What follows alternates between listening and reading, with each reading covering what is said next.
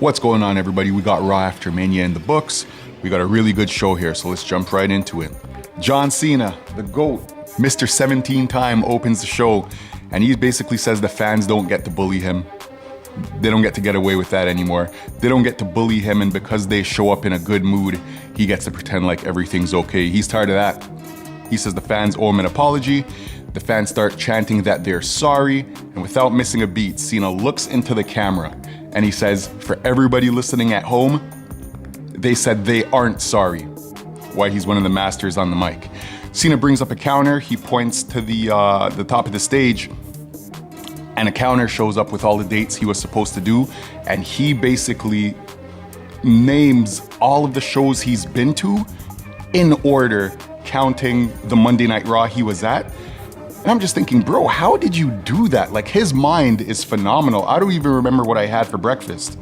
He says when the counter hits 0, the pro wrestling timeline stops. He says he knows the show's gonna go on, but he says the championship that's been held by Bruno Sammartino, he starts naming legends. The championships that's been held by Bruno Sammartino, that's been held by Triple H, Stone Cold, The Rock, Roman Reigns for the record-setting time, that goes home with him. He says the only chance they had to stop that was Cody Rhodes. And the fans start to boo. The fans start to boo Cody Rhodes, and John Cena just says, "You heartless bastards." Which is true. He brought up the fact that last year at WrestleMania, when Cody Rhodes won, everybody was hoisting him on their shoulders, and everybody was so happy for Cody Rhodes, and now all of a sudden he mentions the name, and that alone makes him sick. Feel how you want about this heel run. Cena hasn't really said one word of a lie. He says no one has the strength, the speed, the wisdom, and the ruthless aggression of John Cena. Throwback to one of his original promos against Kurt Angle. Cena says he has a heart and he wants to do something nice for the people. So he basically does his pose. He's standing there. He says the last real champion is here. And in the background, who is it? Randy Orton. It was such a beautiful shot. Cena turns around right into an RKO. It was the funniest thing. He turns around and he says, shit, he couldn't even finish it. It was like a Bray Wyatt promo. Me and my boys were laughing. Up next, we got Liv and Raquel versus Lyra and Lynch. So the announcer, I don't know if he was choked up or his microphone was just not working tonight, but he goes, the following and he finally spits it out. The following contest is scheduled for one fall and yada, yada, yada. Pat McAfee and Michael Cole basically said the same thing that I did. They thought he was shook up again. Whatever happened with John Cena just now, he still couldn't wrap his mind around it. This match was very fast-paced. The crowd was into it. I find the crowd tonight was hotter than the crowd at WrestleMania Night 2. I don't know what was going on with that. I was actually speaking to somebody today, and we agreed that the European crowd was actually hotter than WrestleMania Night 2 as well. So, not sure what happened there. We get a near fall to Liv after the manhandle slam. Raquel Rodriguez breaks it up. After that, we get Lyra hitting her finisher on Raquel Rodriguez, and it looked kind of scary. I don't know if she just underestimated or overestimated. What would be the right word? Let me know in the comments. I don't know if she underestimated how tall Raquel was, but this chick almost landed on her neck. Like, it looked kind of scary. Liv puts Raquel's leg on the rope to break the pin up. The match continues, and Raquel, she gets up, she gives this big boot to Lyra. I guess that was a receipt. She almost kicked her face off. I haven't seen a big boot like that since Test. Rest in peace, Test. Liv Morgan hits the Oblivion, and she spiked Lyra on her head. She pins Lyra, 1, 2, 3. Liv Morgan pins Lyra, 1, 2, 3, and their championship reign is over. They held it for about a day, and Liv and Raquel are women's tag team champions for the 4th time, most in the history of the titles. Shout out to them. Post-match, Becky Lynch, she turns heel. She beats the hell out of Lyra. I guess we're gonna have a program between them and the Intercontinental Championship. It's gonna be a good one, man. I see Becky Lynch coming out on top, but I like Lyra too. Who knows? This is gonna be fun. After that, we get a New Day promo. they're basically celebrating. They got their new championship titles out. They got their new side plates with the Japanese logo, which looks actually pretty dope. It's one of the best side logos in the WWE right now. Hats off to them. Whoever thought of that was min. Whoa. So after that, we get the Alpha Academy. They interrupt the New Day. They're basically, Maxine, she was on the mic, and I didn't know she was that good of a promo. She essentially says, hey, like, you guys, did I just hear you guys right? Did you just say you were the best? Last time you got in the ring with Alpha Academy, they beat you in under 60 seconds. So I think you guys should put your tag titles on the line right now. And the New Day goes, oh, you think we should do it? You think we should do it? We're not doing it. Maxine baits them in. She goes, oh, the Minutemen are afraid? So of course you can't have nobody challenging your manhood, especially somebody as fine as Maxine. She goes, we're not afraid, man. Let's run this. So they're in their fancy outfits. I think Kofi takes off his jacket. Woods takes off his jacket. Referee runs down to the ring. We're getting a tag team title match, right? Wrong. Lights go out. Raw after Mania. Who are we getting? Lights go back on. It's Rusev. Rusev has made his WWE return. Monday Night Raw was Rusev Day. New Day get the hell out of here like some kids with the street lights turned on. If you know, you know. Alpha Academy stay behind. Tozawa got his ass beat. Miro got his ass beat. And Rusev was standing on top. Good to see Rusev back. He's actually super jacked too, so shout out to Rusev, man. After this, we get the Judgment Day promo. So Judgment Day's in the back. They're all clinking their championships. Everybody's feeling good. Until Finn Balor walks backstage and he's just eyeing the championship. He's eyeing the championship. He's looking at Dom. And then Liv steps in and she basically says, hey, a champion, a win for one is a win for all, right? Basically trying to get some unity together. As long as the Intercontinental title's back in the clubhouse, that's all that matters, right? Finn Balor says whatever happens in Vegas stays in Vegas. And he turns around and Carlito has been doing phenomenal character work lately, man. This dude has been one of the funniest people in the whole WWE. He turns around, Finn turns around into Carlito. Carlito goes, hey, we don't have titles, but we feel like we have titles, right? Carlito just got the hell out of there. But because of what we saw with Lyra Valkyria and Becky Lynch losing their championship, I got kind of nervous. I thought Dom might drop the strap right now. I actually wrote down that I'm supposed to remind you guys to subscribe and like. That would be awesome. I notice I haven't really been asking and I tend to forget. Also, I know as a viewer, it's easy to forget too. I've watched multiple videos and then somebody will be like, hey, like, hey, if you enjoy, subscribe, and then I'll do it. If you guys are rocking with me, just take a second. It really helps me out and I appreciate it. Back to the action. We got Io Sky. She enters the ring. And I'm like, God damn, it must feel nice to take the microphone and speak without being interrupted. She essentially says, you know what? I'm the Sky Princess. I'm Io Sky. I beat two of the best, so now I am the best. And who would interrupt her? Not Bianca, not Rhea. NXT Women's Champion Stephanie Vaquero. Ooh. So she walks to the ring and she basically congratulates Io Sky. She says, you know what? You're doing your thing. You are the best right now, or at least you think you're the best right now. Something along those lines. I'm paraphrasing right now.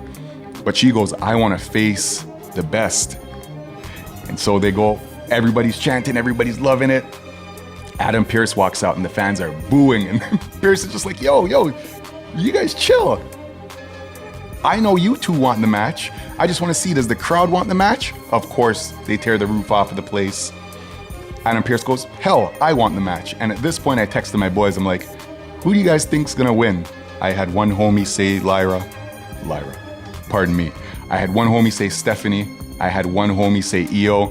And I was like, you know this match ain't finishing, right? You know the match ain't finishing, right? I actually predicted a couple of people would interfere. So we'll see how it goes. I was kind of waiting for that in the back of my mind, but the match starts. It's a high-paced, high-flying match, and I've noticed the women have been killing it lately, man. There's so many "this is awesome" chants, and they're not just eye candy. They're actually throwing down in the ring. These ladies are putting their body on the line. It's a great time to be a wrestling fan. Stephanie Vaquero probably hits the most over wrestling move right now in professional wrestling, the Devil's Kiss. And what a thing of beauty. Yeah, man. Shout out to Booker T. If you know, you know. We actually get a Fight Forever chant. That goes to show how much the fans were loving this. Io Sky hits a Spanish fly from the top rope. This move is beautiful. So now we get Io and Stephanie. After the Spanish fly, they're both laid out. They kind of retreat into a corner. I guess they want to collect themselves, stand up, and do the thing again. Only one can win, right?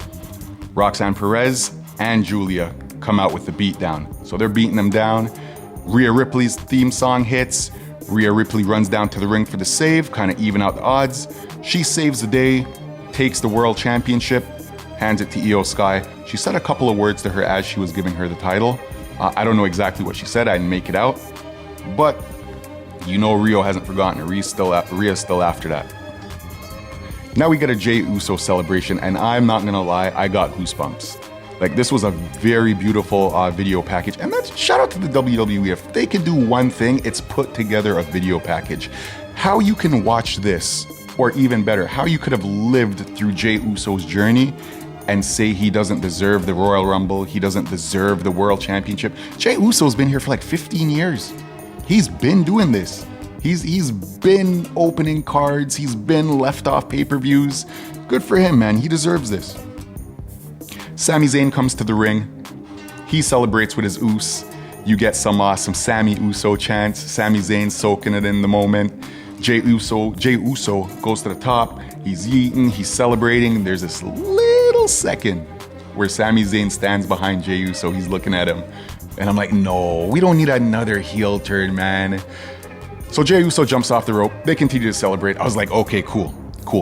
Jimmy Uso's theme song hits.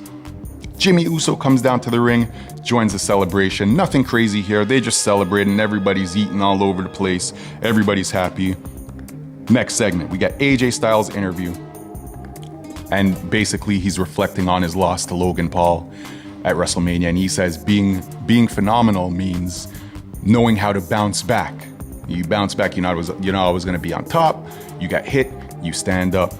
Here we go with Karrion Kross. And AJ Styles is just fed up. He goes, bro, like, why are you always in my face? I don't want to be the old AJ Styles. Of course, I could have taken the brass knuckles, hit Logan Paul and won, but it wouldn't have meant anything. You know what? I'm tired of this. You go deal with the problem. Kross smiles and says, you know what? I will. After that, we get Gunther at the announce table. And this guy is just yelling at Michael Cole. You have something to say to me. Every week it's blah, blah, blah, blah, blah. And then Cole actually says, you know what? Not for nothing. Why are you mad at me? I'm just doing my job. You're the one who tapped out. And I was like, oh shit. That's where we're going right now? So Gunther obviously is not taking that. He knocks Michael Cole's headset off, or his glasses, I can't even remember. It was one of them. He basically punks Michael Cole around. He drags him from behind the desk, puts a sleeper on, and Pat McAfee just hits Gunther. He breaks it up. The fans go crazy. For whatever reason, Pat McAfee turned his back on Gunther. Gunther locked in a sleeper hold for like 3 minutes. Pat McAfee was panting. He was coughing. This actually went through a commercial break on Netflix. So he was walking through it kind of felt like forever, but then I did realize it was on commercial and it's either this or we don't watch nothing. I still remember the days of actual commercials, so I'm not gonna complain. He gets to the back. He's given the night off. He needs medical attention. And then Adam Pearce tells Michael Cole, bro, you were just basically assaulted. Like, you should take the day off, you should take the night off. And Michael Cole gets one of the biggest pops of the night. He goes, I'm not gonna let a bully stop me from doing my job WrestleMania weekend. I think Michael Cole legitimately got his nose broken. And I made a joke in somebody's comment section. I said, from starting next week, Michael Cole's gonna show up strapped. And I'm not talking about the championship title. Dude is tired of that. Dude is tired of being punked around. Now we got Penta versus Dom. This is Dominic Mysterio's first Intercontinental title defense. The match starts. And I was thinking, time is such a funny thing, you know? There was a time Dominic Mysterio could not open his mouth without being booed mercilessly. He was easily the most hated heel in WWE.